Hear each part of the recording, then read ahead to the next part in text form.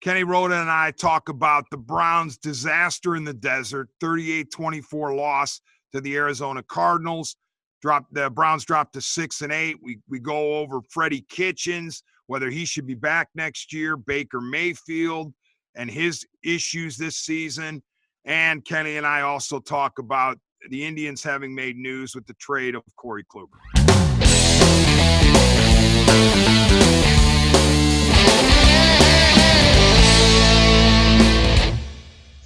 Welcome to the latest edition of the Next Man Up podcast, part of the Press Play Podcast Network, brought to you by producer, director extraordinaire Chase Smith. I'm Dennis Maniloff with co-host Kenny Rhoda. Roadman, we come to the listeners, or you and I get together anyway, hours after the debacle in the desert. The Cleveland Browns lay another dinosaur egg, this time at the feet of the previously horrendous Arizona Cardinals. Browns lose. What was the final? 38-24. Yeah, garbage touchdown late for the Browns. Garbage touchdown late. So, Roadman, I'll start off with the conclusion that I came to. I crossed the threshold that says that I think the Browns need to move on from Freddie Kitchens. I was stubborn throughout the season. I didn't want to go there. I didn't want to,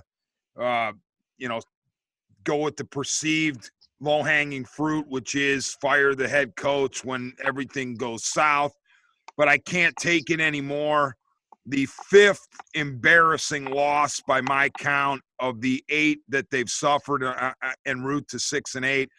So, Roadman, I'm sick of Freddie Kitchens' Browns, and I think John Dorsey would be wise to cut bait and move on from Kitchens. And, I'm sorry if people want to say that I'm, trolling or whatever, or get, a victim of going for the low-hanging fruit or make an excuse. I don't care.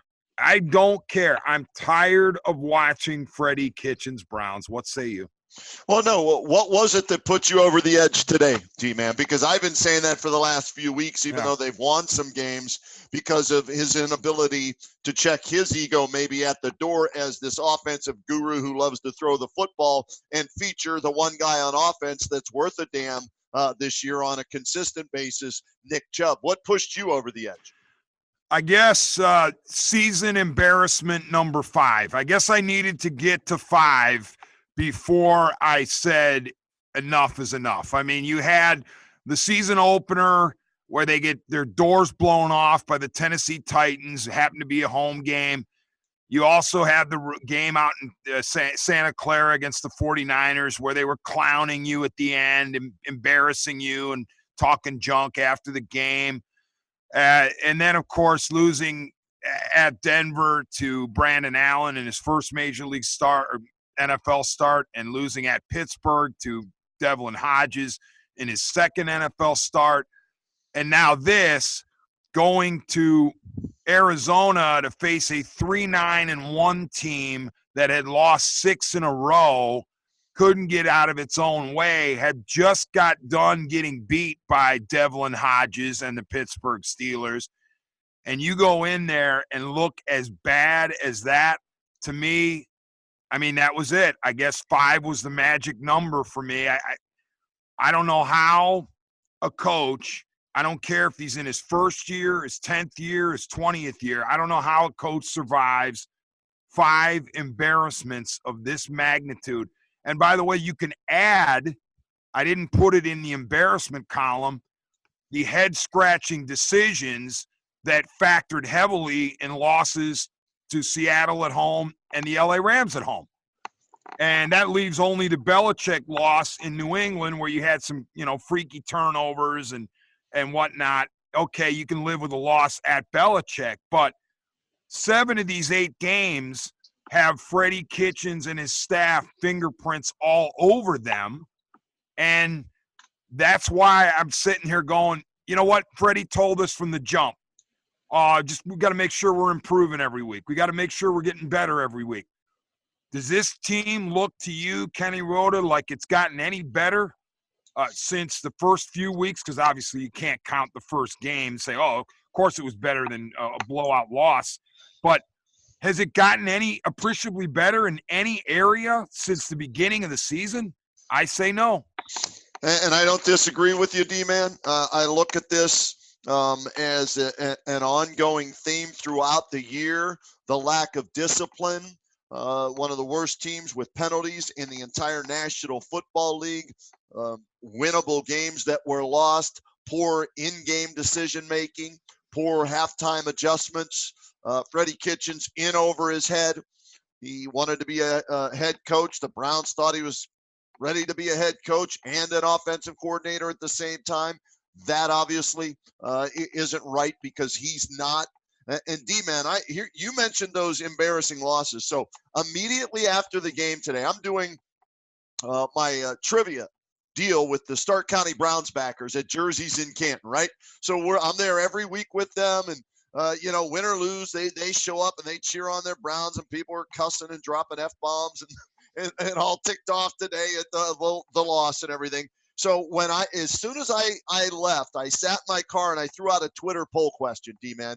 This thing is, let's see here, 5 hours old. Okay, only 5 hours old. So people at the time of this taping, people still have 19 hours to go to @TheKennyRhoda on Twitter and vote on this Twitter poll. And I'm going to give it to you. You ready, D-Man? Yes, sir. What is the worst loss of the season for the Browns this year? And then I hashtagged stick a fork in them, hashtag turn out the lights, the party's over. And then here were your four choices. Tennessee home opener, 43-13.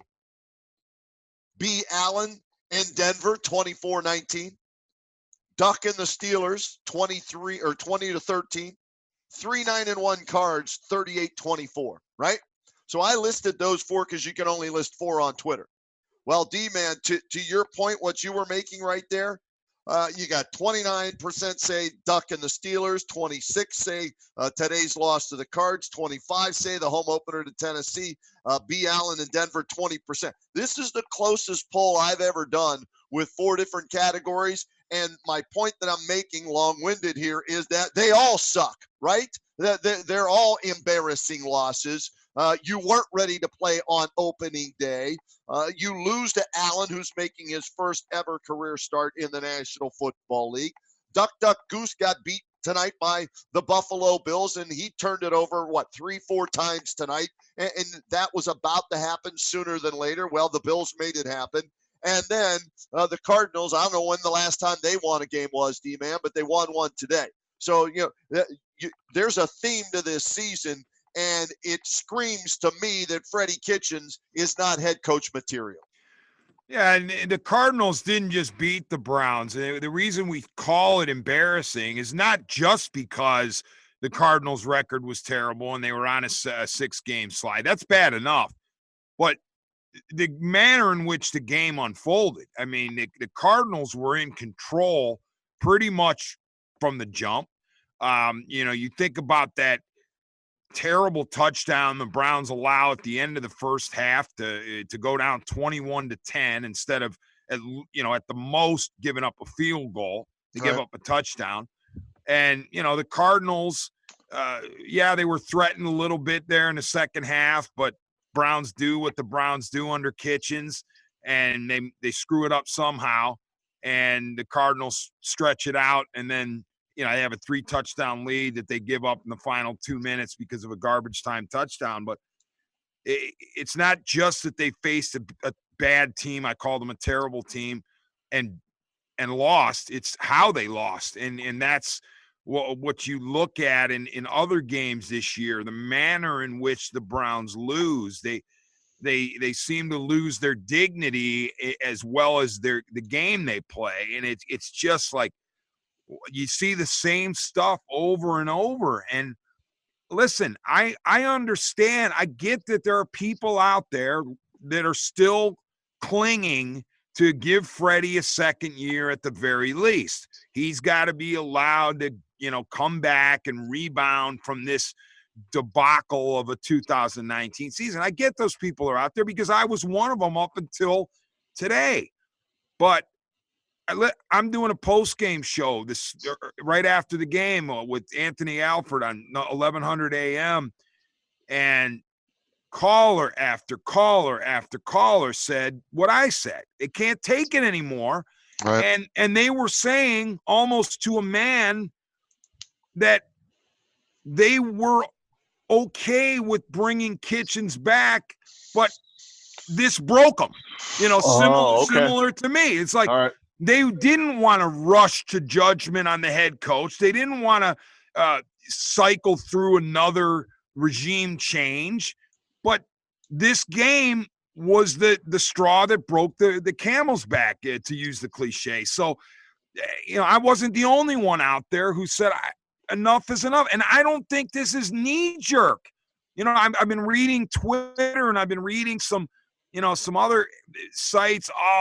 Anybody who thinks Freddie Kitchens should take the fall for this is misguided, is jumping the gun, doesn't understand, how to be patient in the NFL. Last time I checked, NFL stands for not for long. You know what? That doesn't just apply to players. If a player has a horse crap season, guess what? They could be on the chopping block. Same should apply to a coach. I don't care if it's his first year and you say, well, he needs time to grow into the job. Maybe he doesn't. And just because the track record of teams that have lopped off a coach after 1 year, in the immediate aftermath, it's not good. Most teams have not won in the immediate aftermath of whacking a coach after 1 year within the last 10 years. Okay, but what about the teams that have held on to a bad coach into the second and third years and lived to regret it? Oh, I don't know. One of those guys comes to mind in Cleveland by the name of Hugh Jackson.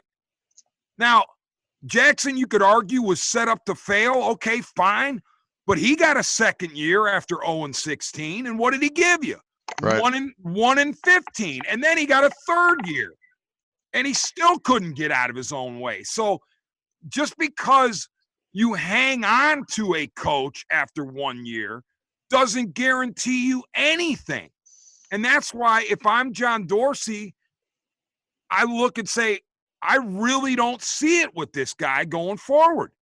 And I don't think I should be shouted into a corner like you don't know anything about how the NFL works. And it's people like you who want to run coaches out of town. I don't want to run coaches out of town. We had a texter to the show today say, what did you expect from the Browns this year? First year NFL head coach. I expected a hell of a lot more than this.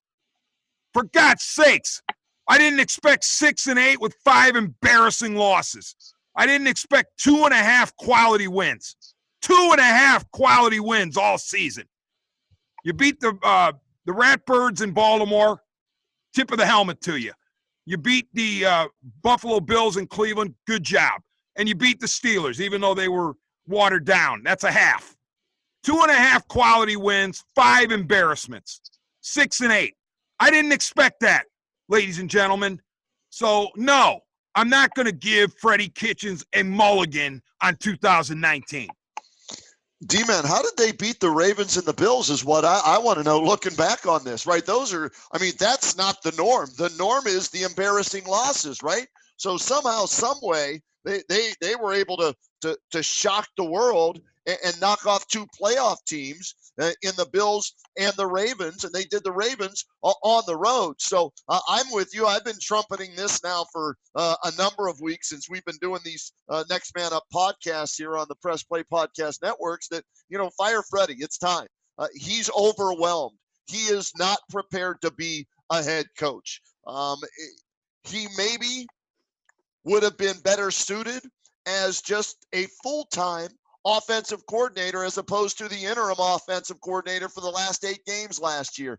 And looking back on it, and I guess I sort of gave a blessing on this when they hired him because Baker liked him and it's about offense. And I looked at that roster and I picked them to win the division before last season ended. And okay, Freddie, Baker gives him a thumbs up and Greg Robinson, Baker gives him a thumbs up. and the O-line only let up 8 sacks last. So this team, with the addition of Odell Beckham Jr., they're going to come out. They're going to average 30 points a game. They're going to, if anything, they're going to outscore everybody. Well, we're still waiting for that to happen. That hasn't happened. And a lot of it goes back to when you look at the talent on paper, how does Freddie Kitchens not get more out of that talent? To me, it falls back on the head coach. Now, I will say this. To me, the biggest play in today's game, D-Man, the first interception by the Bake Show. That right there, they're down 7-0. Baker comes down. By the way, Odell Beckham Jr. drops a perfect throw by Baker Mayfield on that opening drive. Right over the shoulder, right in his hands. Greatest wide receiver since Jerry Rice, and he doesn't catch it. I don't care if he's got a sports hernia or not. That's in his hands. He's got to catch. Hey, he doesn't even need hands to catch, right? He can catch it with no hands. Well, he dropped that one. Still, the drive's alive, and Baker then throws a horrific pass in the end zone that's picked by Patrick Peterson that was intended for Odell Beckham Jr. He looked double covered to me. I got to watch the film again. But that, to me, was the turning point of the game because the Browns didn't answer the Cardinals' score to make it an even game. They continued to play catch up, and they allowed the Cardinals to go up by 2 touchdowns. And right there, game was over. Yeah, we'll get more into Baker in a little bit, but I want to circle back to the Ravens because we referred to the Browns beating the Ravens in Baltimore in Week 4. It seems like 10 years ago. Both teams finished that day at 2-2. The Browns have the tiebreaker at that point and lead the division based on that tiebreaker. Right. Let me see. What have the teams done since then? The Ravens have gone 10-0. They have not lost since that game. The John Harbaugh well-coached Ravens, who play as a team, have gone 10-0 since that loss. Meanwhile, Freddie Kitchens' Browns have 4 wins since then, and for all intents and purposes, I know there's a ridiculous scenario out there. Stop. But yeah, they're done. Their season's over, and now you have no choice but to talk about the job status of the head coach because Kitchens and the Browns have left you they haven't left you any choice to do but to do that. How can you not talk about what are you supposed to do? Just sit there and watch embarrassment after embarrassment after embarrassment and go, oh, everything will be fine next year. Everything will be fine in 2022 when this team's finally arrived. Well, guess what? As I said, NFL equals not for long. It's an attrition-driven league. You can't afford to sit back and wait 3 years in this league. You got to make it happen now. You can try rebuilds, which the Browns under Sashi Brown tried to do, but we were told this offseason it's winning time, boys. Nobody seemed to care that Freddie Kitchens was a first-time NFL head coach in July or in June. No. We were told it's time to win. This team's loaded. Time to win. Well, guess what? Nothing but crap, largely. 3 of your wins are against the Jets, the Dolphins, and the Bengals. Whoop-de hell, as Kitchens would like to say. But here's another thing, Roadman. You have the 5 guys, okay? Baker Mayfield, Nick Chubb, Kareem Hunt, Odell Beckham Jr., and Jarvis Landry. That quintet and a bunch of cardboard cutouts should have been able to go into Pittsburgh and get the better of Devlin Hodges. Even as good as Pittsburgh's defense is, that quintet of Browns skill position players should have carried you to victory on that day. But no, didn't happen. Same today. You got those 5 guys going to a 3-9-1 team that has lost 6 in a row, and its defense is incredibly vulnerable, and you can't beat them. You can't outscore them. You can only manage 17 points in non-garbage time against that defense? Are you kidding me? So, I don't like to use the coach as the scapegoat or the coaching staff, and we will get into the individuals to blame on the on the player side. But unfortunately, I just think that the John Dorsey and the Browns need to look elsewhere on the head coaching front. All right, we go back to Baker. And as you pointed out, Baker with that costly pick early, another pedestrian performance by Baker. I would say worse than pedestrian. In non-garbage time, he really wasn't very good. And this comes on the heels of an extremely uneven performance against the Bengals at home. The Browns were they won it. Good for them. But Baker Mayfield has, on balance, he's had some good games. Yeah, he had a nice little stretch about a month ago. But on balance, Baker Mayfield has not looked like the 2018 number one overall pick.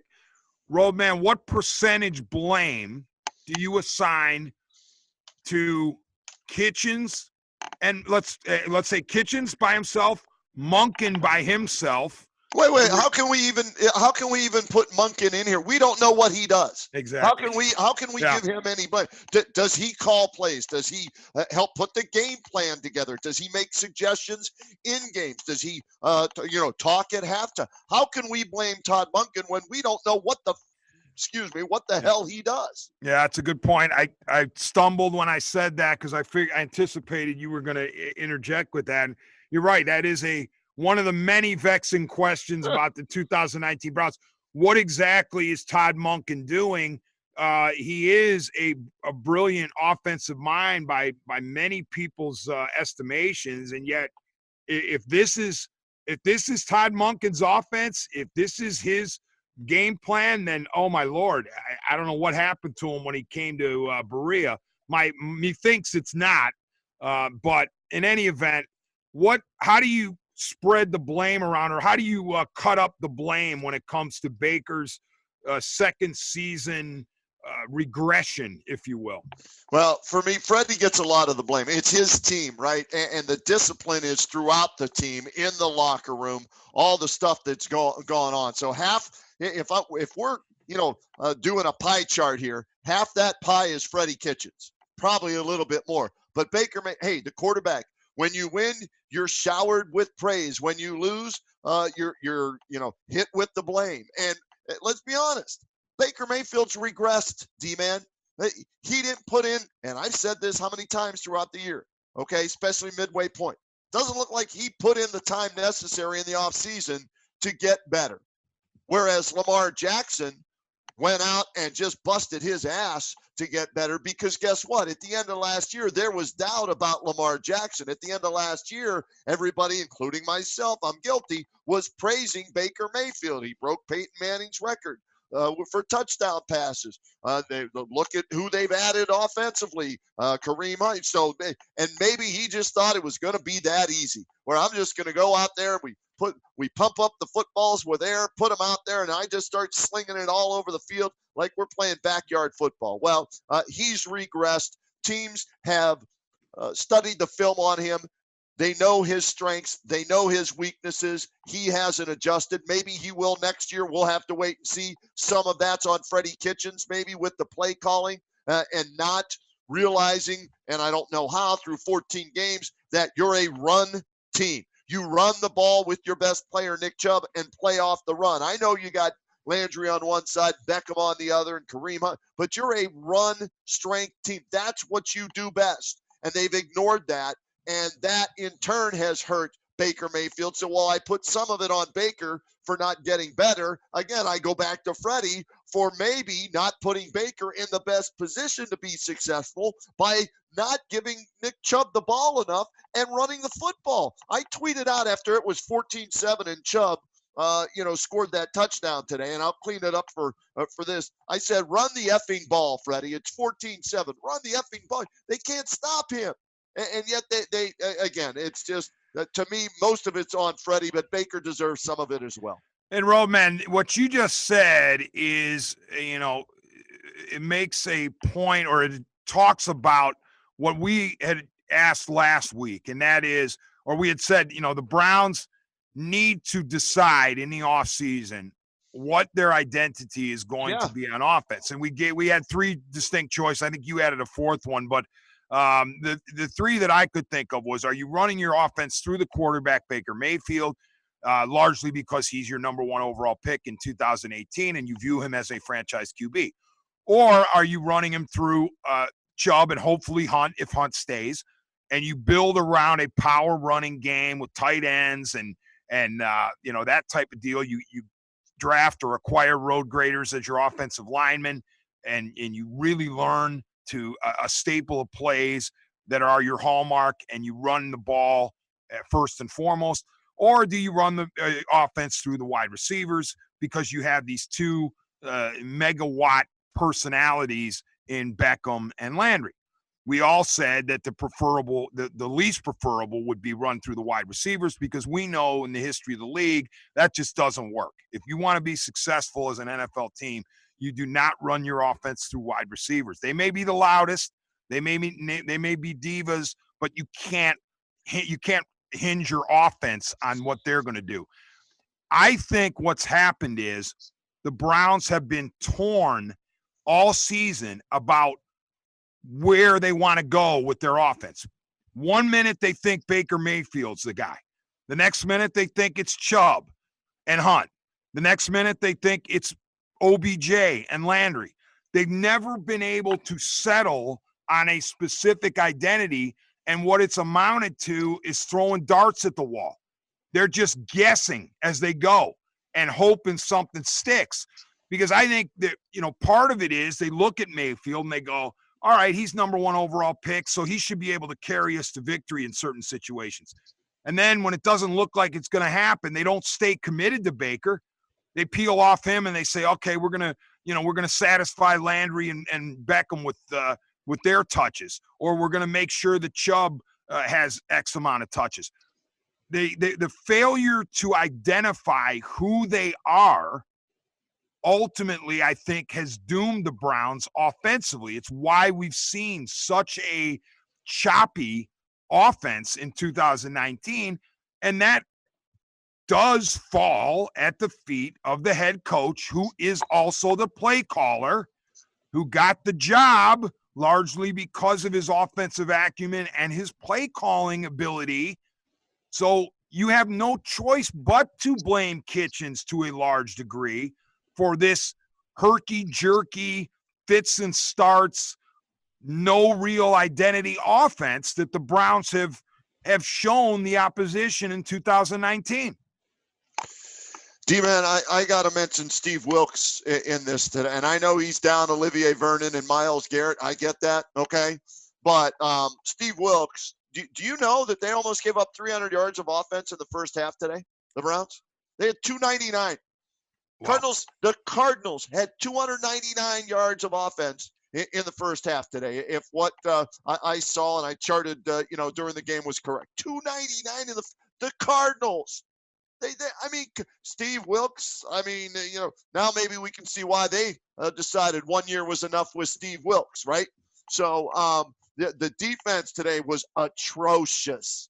Could get no pressure. Did they have a sack? I don't think they had a sack today, did they, on Kyler Murray? He outplayed Baker Mayfield, so the battle of the Sooner Heisman Trophy winners went to Kyler Murray in round one. The defense was terrible. Special teams was terrible. Siebert misses, that field goal. Then the Cardinals go down and score. Landry's pissed at, Freddie Gump over there on the sidelines for not going for it there and kicking the field goal and everything. This was just when we started this podcast, the debacle in the desert. That's what it was. It was embarrassing. Well, Roadman, let's go back to what you just said. Freddie Kitchens has told us all year how he believes in his team. He's aggressive. He's going to try to suck 2 possessions out of the end of the first half against Seattle when no other coach in the history of the world would try to pull that, maybe with 1 exception or 2 exceptions. We keep hearing, oh, yeah, I'm aggressive. I'm going to be aggressive. I believe in my team. Oh, really? Okay.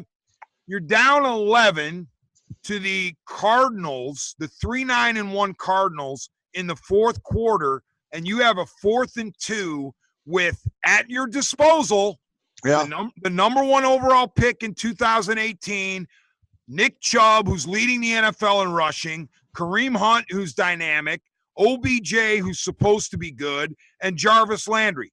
And you can't get 2 yards on 4th and 2. Oh, I need to get it to one possession. Oh, really? The one possession would be 8. So you not only would you have to score a touchdown, you'd have to get the 2-point. You really want to trust the Browns to get the 2-point conversion at this stage? So, I mean, I know you could say, oh, it's the common sense play, and if he wouldn't have gone for the field goal, you would have killed him if he wouldn't have made it on 4th down. I said it at the time. As soon as it went to 4th and 2, I said, you better be going for it. I didn't need to see Seibert miss the field goal. I said, you got to go for this. Come on now. You're facing 3-9-1 in climate-controlled conditions with a handful of really good offensive players, or so we're told. You can't get 2 yards? Stop it. So I don't blame Landry. If that's what it was, and I don't know exactly because I just came from the radio show. Right. Did you get that for sure that that's what Landry was squawking about? One of the things scrolling on social media, he wanted the ball there, and he was upset that they were kicking the field goal. And D-Man, let me go back to that drive. It's 28-17 late in the third quarter. Browns start on their own 22-yard line. Okay, it boils over into the fourth quarter. Okay, you've got it 1st and 10 at the Arizona 34. Here's your play calls. You ready? 1st and 10 at the Arizona 34. Baker Mayfield pass incomplete. Short right to Odell Beckham Jr. 2nd and 10 at the Arizona 34. Nick Chubb, right tackle, good for 5 yards. That brings up 3rd and 5 from the Arizona 29. Baker Mayfield, short left to Jarvis Landry to Arizona 27 for 2 yards, makes it 4th and 3 from the 27. Now, you've run 3 plays. Your best play was a 5-yard run to Nick Chubb. You need 3 yards. He's averaging over 4 yards per carry in the game. How do you not go for it? And how do you not give the ball to Nick Chubb? But I'll take it back a step or two. How about on 3rd and 5, looking at this as a 2-down, 4-down situation, 2 downs to get the 5 yards you need, and you feed Nick Chubb the football on 3rd down, you feed it to him on 4th down. He's your best player. You get the 1st down. You keep the drive alive. You score a touchdown there. It's a 28-24 ball game, and it's anybody's ball game at that point, but not Mr. Whoop-de-hell. Hell no. He's got to throw it, and then he decides, well, I'm not going to go for it. I'm going to kick it to make it an 8-point game, a 1-score game. And Seibert misses the field goal. Cardinals go down, score. Katie bar the door, turn out the lights, the party's over, stick a fork in them, all of the above. Yeah, I'm sorry I said 4th and 2. I forgot it was 4th and 3. That's all right. But even then, 4th and 3, you see anything inside of, in my mind, 4th and 5, you've got to go for it at that point, and preferably with a run, toss, sweep, something, misdirection, counter, who knows. But you're right. Get the ball to Chubb, or get it to Hunt in an arrow route. Heck, throw it to a tight end over the middle. The Cardinals have had issues covering tight ends all season, and they were banged up in game with their linebacking core. So they were that much worse off in the second half thanks to injuries against the tight ends, and they were barely utilized. So it's just one disappointment after another. And let me go back to what you said about Wilks. No doubt, Steve Wilks got off to a really good start with the Browns. His D core was really nice, and yeah, they were healthy relatively. So you could say, well, if Wilks had his full complement, he'd be that much better. Problem is, every NFL team has injuries. Yep. Other NFL teams who have won more games have had more injuries than the Cleveland Browns have. So you can't use that as an excuse. But here's the thing about Wilks. Yes, he is to blame for breakdowns such as, or part of the blame for breakdowns such as the end of the first half today, where the Cardinals inexplicably went down the field and scored a TD. But as I said earlier, even with a defense that's shaky and has injuries, the offense led by Baker Mayfield, the supposed franchise quarterback, should be able to go over to Steve Wilks before a game like this, or a game like the one in Heinz Field, and say, guess what, guys? We got this. We're good. All right. We got an offense that can control the clock, that has Nick Chubb and all these other ones. We will handle this. Just be competent defensively, and we will outscore the other team. But you can't even do that against the Arizona Cardinals because, look, I want to give Kyler Murray his due. Kyler Murray's an exciting rookie, and he was drafted number 1 overall in 2019 for a lot of reasons, and he showed some of them today. So if I'm going into the Cardinals game, I'm expecting the Cardinals to score some points, even as bad as they are. I'm expecting them to score some points against my defense, given the personnel shortages. But my goodness, even when I'm giving them up, I'm thinking my offense with this firepower, even if the line is periodically springing leaks, and I actually thought the line was decent today, even if that's the case, you're still going to put up 28, 30 points on these guys. And guess what? You had 17 before garbage time. That's just completely unacceptable. And that's been kind of their magic number, 17, 13, right in that area, right? Yeah, between 13 and 17. And by the way, D-Man, we need to apologize to someone. We need to apologize because we're not giving enough respect to Hall of Fame running back Kenyon Drake. You know, what he was able to do. I mean, my goodness, the guy's headed to Canton, Ohio. I want to apologize for my partner, Dennis Maniloff, and for our executive producer, Chase Smith, who didn't tell us, to spread the love about Hall of Fame running back Kenyon Drake, who ran the ball 22 times for 137 yards and not 1, not 2, not 3, but 4 touchdowns today against the Cleveland. This guy was with the Miami Dolphins, and they traded him to the Cardinals. I think a lot of people look at that and say, what are the Cardinals trading for him for? Well, he's headed to Canton, and we saw that today, why he's headed to Canton and he's going to have a bust there as soon as, 5 years after he retires. I apologize to Steve Wilkes, too. That was a hell of a running back that took apart his defense today for $137. Yeah, and the Cardinals hadn't had a running back rush for 4 touchdowns since the early 90s. So another embarrassment upon embarrassment when you're the Browns. They ran for 226 yards against the Browns today. Okay, but how about this? Nick Chubb averaged 7.5 yards a carry, and he only rushed it 17 times. Yeah. Fire Freddie right there, end of story. Can't even believe what you're reading on a weekly basis. And now I want to go to something that I debated inside my head about whether I was going to do this. And honestly, Chase Smith put me over the top and forced me into this, so I'm going to blame him. Chase sent me over the picture of Baker Mayfield at his post-game presser. Okay? Yeah. Suffice to say, Mayfield looks like he just fell out of bed. All right? Okay.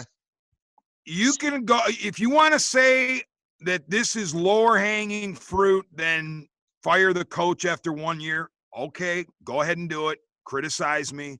Call me every name in the book. I don't care. I really don't at this moment. I don't care. Baker Mayfield, how about you look like the face of a franchise when you meet the media after the game? I fully recognize that I would not care if he was in funny nose glasses and wearing nothing but boxers if he threw for 400 yards and the Browns won the game. Nobody can get me on that because I've already spoken it. I've already told you. I wouldn't care necessarily what he looks like if he's delivering victories. But when you don't deliver victories, in my opinion, you subject yourself to extra criticism. And one of the critiques I would have of the Bake Show is, come on, man. Don't look like such a slob in front of the media. Enough of that with the shaving in Denver and all this other, the T-shirts and the hats pulled down over your eyes. Come on, man. You're the quarterback. You're the so-called franchise player. dress up a little bit, dude. Oh, that wouldn't be Baker. You're asking Baker to do something he doesn't like to do. He's not a suit and tote guy. I don't care. Just don't look as slovenly as you did today. And here's another thing. My pet peeve, here we go again. Uh-oh. After the game, yes, what do I see on my TV screen, Kenny and Chase? But the Bake Show going out to talk to Kyler Murray, and not just talk to Murray, but take off the jersey so they can do a swap or a picture or a photo op. Bake, get the heck out of there, dude. You just got embarrassed by the Arizona Cardinals. Shake the hands and say to Kyler, dude, I know what we had planned or what, our reps had planned or our Sooner Nation had planned, but let's do this out of the camera's view. Let's do it underneath the tunnel, and let's take a picture with our jerseys exchanged. Why do you have to do it within seconds of getting humiliated by a terrible Cardinals team? Why? Why do these guys keep doing this? I don't get it. Different generation, D-man. They don't see it that way. They're all brothers in the NFL, and after the game is over, whatever the results are, they're going to respect each other and, go sign the jerseys, trade the jerseys. Dude, I wouldn't be able to do it. I would, and again, I played, 1 year basketball at Baldwin Wallace at the JV level, right? Hell, when I lost games there, I didn't want to talk to anybody. Don't bother me. We lost. I couldn't do it. I hated losing more than I enjoyed winning.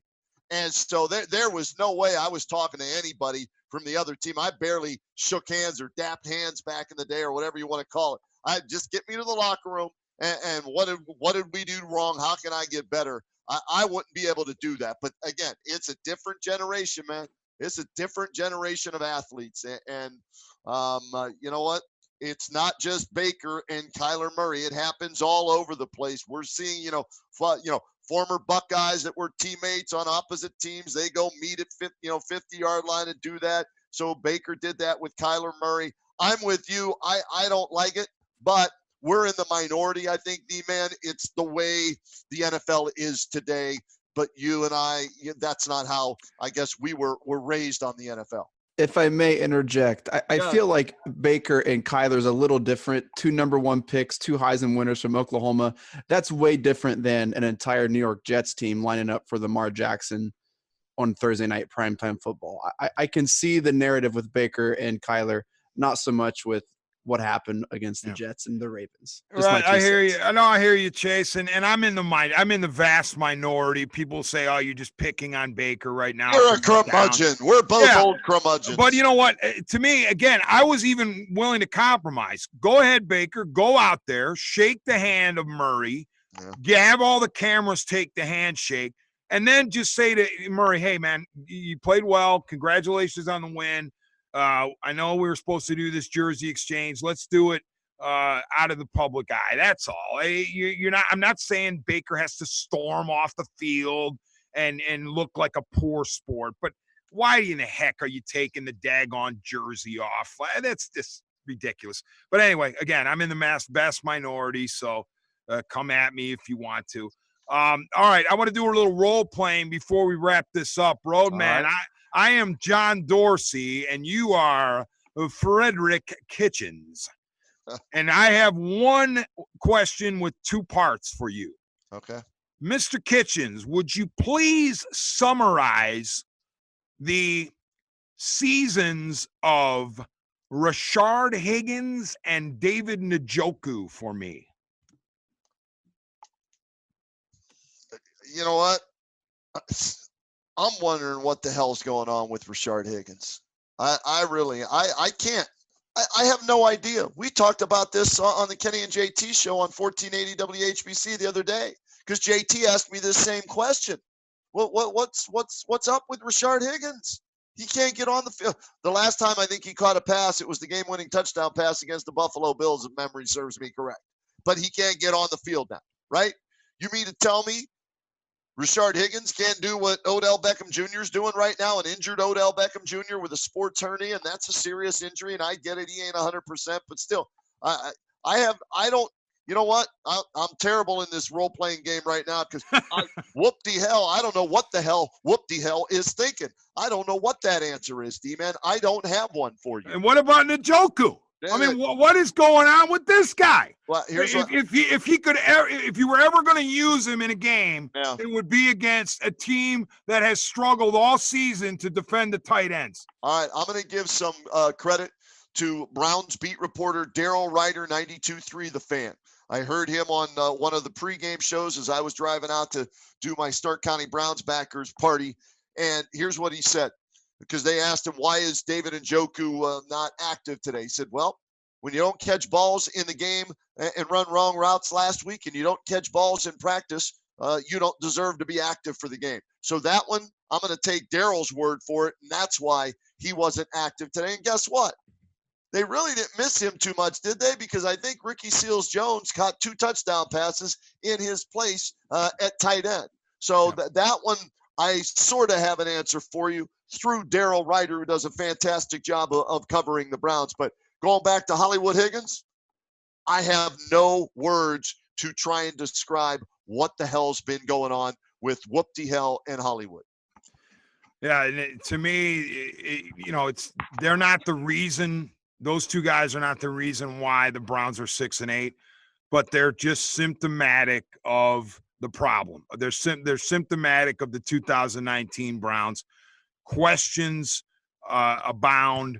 Who knows what's going on inside those walls? And yeah, every team deals with discipline issues or guys who don't run the right routes. Seemingly, you would think every team would have to deal with that at some point, but it just seems like with the Browns, it's always at the inopportune times with the inopportune guys, and just more frustration. And I mean, the season can't end fast enough. But I, as I said at the beginning of the show, I've crossed over. I think that you need to cut bait if you're Dorsey and realize that this is just it's not working. No harm, a little bit of harm, one season's worth, but no foul. You nothing personal. You just say, hey, I got Ron Rivera sitting over there, and I'm going to bring him in, and he's going to be an adult in this room. He's going to shape this ship up, and he's going to bring in some guys who know what they're doing. But I'm moving on as a head coach. If I can add one quick thing on the Higgins and Njoku piece, what if by chance the decisions to sit them during game day is coming from John Dorsey himself and not so much Freddie Kitchens? What if John Dorsey has more of a role or more of a say in the game day roster than we think? I hope that's not the case because this is you hired Freddie to coach on Sundays, right? So John Dorsey shouldn't be stepping on Freddie's toes, even though Freddie's screwed it up for most of this season. Now, there's that report out there that Hollywood refused to go in that Seattle game late in the game when it was over, and maybe he's in Freddie's doghouse. I don't know what a doghouse is. I don't know what a bullseye is. But supposedly that might be the case.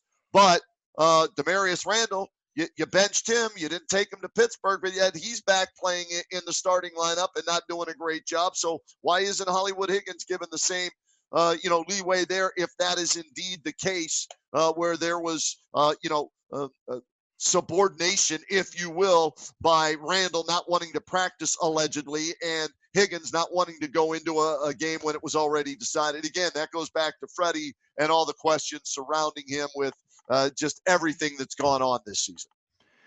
Well, Roadman, that'll wrap it up for this edition of the Next Man Up podcast. Wait, D-Man. I got to get your thoughts before we leave, man.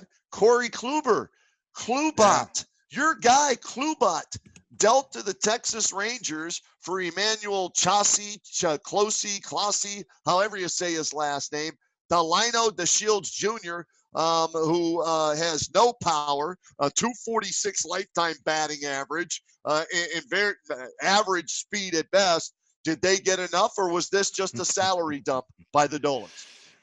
I have no comment. Roadman, listen. Come on. Here's the thing. I never, in my worst nightmare as an Indians follower, thought that was going to be the return for a 2-time American League Cy Young Award winner. So I'm disappointed in what the Indians got back for Corey Kluber. maybe Delino DeShields Jr. turns out to be, a phenomenal player. And now that he's gotten out of Texas, I don't know, but somehow I have my doubts. The young pitcher, the reliever, throws 100-mile-an-hour cutters. So we're supposed to be ecstatic about that. But yeah. I never could have imagined that would be the return for Kluber. Granting that he's coming off of a season in which he had a fractured arm and that he wasn't pitching well to begin with before he got hurt, still, it doesn't seem to match the talent that's on the back of the baseball card. As far as the salary dump, I had a suspicion that as soon as the Indians picked up the option, that they were going to move him because it just didn't make sense given their budget, given the way they've worked the purse strings the last couple of years. It didn't make sense to me that you pick up an $18 million option and then go ahead and run him out there as an $18 million pitcher. So I felt like he was only picked up in order so that he could be traded. I truly pray that the Indians did not pick up any portion of Kluber's salary. I mean, I know you say, well, of course they didn't. I don't know. You never know. I just hope that the Rangers are paying the full freight on Kluber in 2020. But again, I don't view it as a salary dump because they voluntarily entered into the picking up the option for the purposes of trying to get something for him as opposed to letting him walk. But, I hope for Indians fans' sake that Delino DeShields Jr. turns into a quality player again, or if he ever was. But until then, I have my doubts. I'm just thinking, from a fan's perspective, if you're an Indians fan, Cy Young Award winner, Cliff Lee traded. Cy Young Award winner, CC Sabathia, right? Traded. Cy Young Award winner, yes. Corey Kluber traded. Am I right in that they have traded 3 Cy Young Award winners from Cleveland? Yeah, that is correct. Yes. And was there a player to be named in this Rangers trade? Because I didn't see. You can hold out hope that another Brantley's coming. Well, and that's I don't think there was. Because I remember for CC Sabathia, they were getting soon-to-be Hall of Famer Matt Laporta, along with Rob Bryson, and the throw-in was Michael Brantley and somebody else in that deal. But I don't see Delino DeShields being a Michael Brantley. I'm sorry, I just don't. I know he's got the DNA. His dad played in the league and everything. I'd rather see who is it? Daniel Johnson, who they got from the Nationals, or Oscar Mercado playing center field than Delino DeShields. That's just my take on it. And what's kind of weird to me is, assuming the Rangers are picking up the full Kluber salary in 2020, and the Indians didn't gift them 50% of the salary pickup or something along those lines.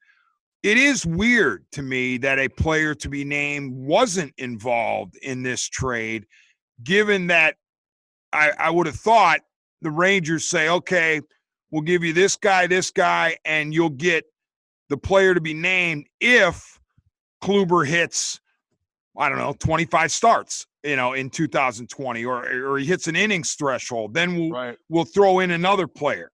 Because that way the Rangers could hedge a little bit and say, oh, we're not sure if we're getting damaged goods. We got to see him pitch, and we're taking a flyer here because, we have not seen him healthy since the broken arm. You would think, I would have thought there would have been a third player in there as a hedge, but evidently it was just a 1 for 2, and I don't know. We'll have to see, but I'm not gonna let that get me down about the Indians. But I am gonna scratch my head about it. I just wanted to get your 2 cents worth because I know Kluber was one of your guys, D-Man. So Browns lose, Kluber traded. The sun's still gonna come up tomorrow, and it can only get better, right? I hear you, Roadman. At least we're still alive, as far as we know. Absolutely. All right, Roadman. Thank you so much for taking the time. We will talk to you soon, and take care, everybody. Sounds good.